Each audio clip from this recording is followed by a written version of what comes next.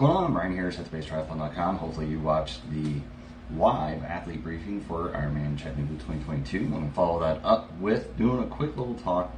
Used to do this in past in person with Ironman University certified coach team. They're not doing it currently, but doing this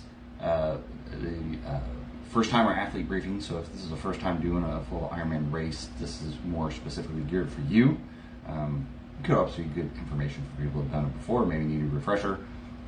So we're going to talk about kind of the key points that I think are most important for you first timers out there. Now we're going to go over the same things as the athlete briefing. We're not going to deep dive into that kind of stuff, but kind of bring up some points that you need to probably keep at the front of your mind as you're going through and getting ready for a race, doing the race, finishing the race, all that kind of good stuff. So point number one, plan to be proactive. If you watch any of my videos, you undoubtedly heard me talk about a list or checklist or plan or something, or doing things way in advance.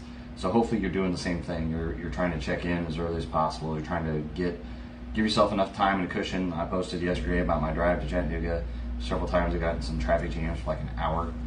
So if I was cutting it close on check-in time on a Friday, that could have been a problem. But I got here Thursday instead of Friday, so Friday I was able to check in, not a problem. So just doing things, planning, be proactive. Don't wait till the last minute to do things and get in there and not know where you're going. Make sure you have printed out or have with you like the important pages of the athlete guide. Yes, I printed it out. I don't like to always pull it up on my phone and have a PDF open. So know the plan, know where you're going to be, have it mapped out, have a good game plan in your mind, so that way you can also communicate to your Sherpas, your spectators, all those other people where you're going to be, how much time it's going to take, and logistics of, are you driving there, can you walk there, are you close enough to walk, how are you going to manage all this? So have a plan, be proactive, and make sure you have a plan, communicate the plan, and plan for everything. The next one is, I did post the athlete briefing. If you're going to the race and you're here in person, go to at least one athlete briefing. I think it's important to go there to just listen, especially as they do more briefings. They probably get more questions, and I answer more questions as you go along. And sometimes they bring up stuff they didn't even think about in a previous athlete briefing or something like that. So if you watch the one that I posted live, great. But if you have an opportunity to try to time your check-in time, being proactive and planning, time at getting in your check-in and Ironman Village and all that stuff, and then get over to do an athlete briefing and then do whatever else you need to. So get an athlete briefing, that's very important.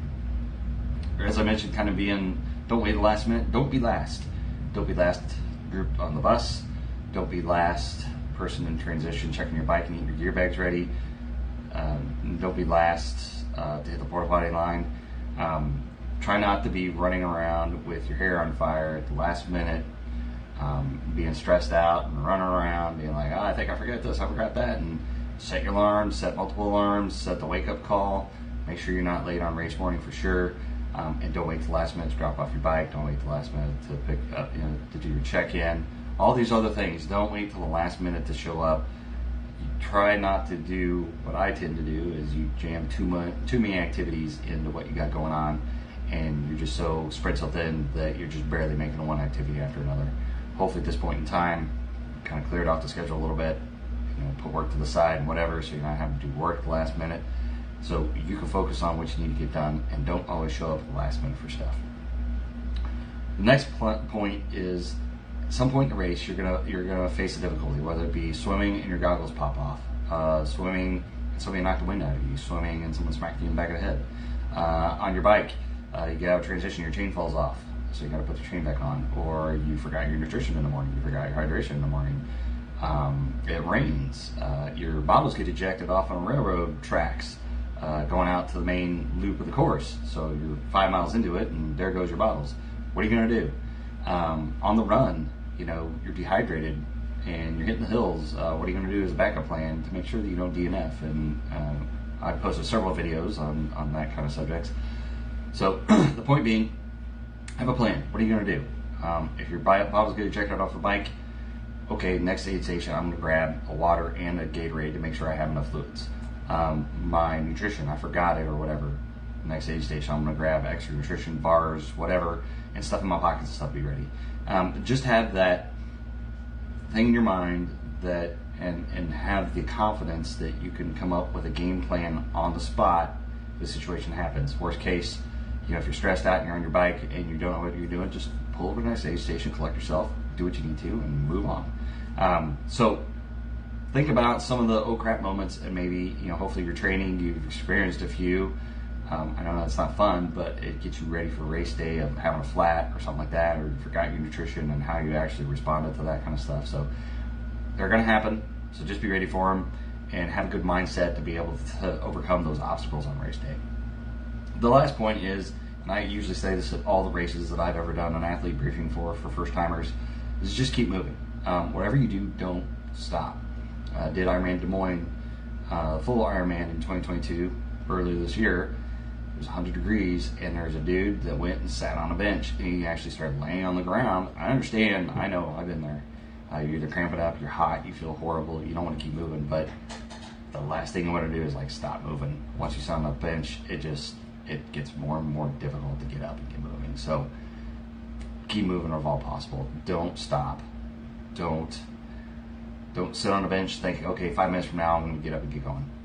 Just keep walking, whatever you gotta do, slow walk. Just keep moving, pour ice on yourself, water on yourself if you're overheated, get nutrition if you need nutrition, if you got a cramp. You can ask the aid station volunteers to help you stretch it out. You can get assistance from them, other athletes, that type of thing. You can't get it from your friends, whatever, spectators. Aid stations, they have first aid, sometimes they have medics running around. If you got a situation, just keep moving, get to the next aid station, figure out something, and then keep moving. Like I said, especially on the bike ride, if you have to stop at a aid station, go to the bathroom, that's great. Stop and do what you gotta do. Or if you stop at special needs, get your bag, do what you gotta do. But don't just stop in the middle of the course if all possible and just be like, I need to stop for a minute and collect my thoughts or something. That is very difficult to start going again. So that is my last main point, is don't stop in the course, whatever you do.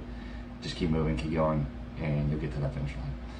So we're gonna wrap up this video. If you got any questions, post them in the comments, give it a like if it helped you out. I'm doing the stars thing on Facebook, so if you're seeing this on Facebook and you're watching it live, give me some stars or something like that if you're doing that. I haven't seen any that come through, so that's interesting. So if you know anything about the stars thing, feel free to help out here on Facebook. See you on YouTube, like, subscribe, hit the notification button for future videos. Help you out, great. If it didn't, you can give me a thumbs down on YouTube. I'd rather not, but just at least tell me what kind of do better next time. What do you think I should add in there? So with that, we'll wrap it up. Have a good time out there, and we'll see you at the finish line.